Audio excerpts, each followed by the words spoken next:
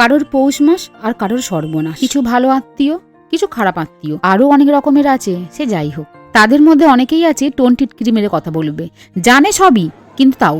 আর এই যে টুকুন দিদি ভাই, গোটা বিয়ে বাড়িটায় ওর সাথে গল্প করি আমাদের কেটে গেল।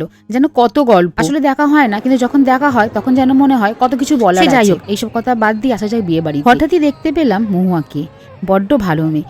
যখনই দেখা হয় এক গাল হাসি। সবার সাথে কথা গল্প সবকিছু হবার পর আমরা চলে গিয়েছিলাম ওপরে খাবার জায়গায়। যখন নিচে ছিলাম কিছু বলেনি, ওপরে এসে শুনছি নিরামিষের জায়গাটা নাকি নিচে। মা বসে পড়েছে, তাই একটু প্রবলেম হয়ে গেছিল।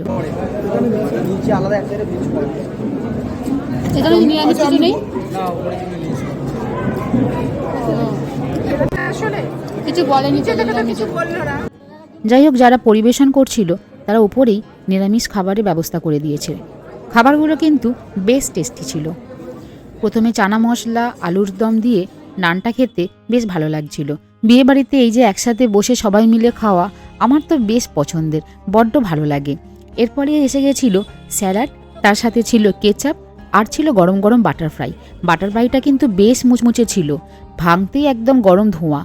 তারপর চলে এসেছিল পোলাও আর সঙ্গে ছিল মটন কষা।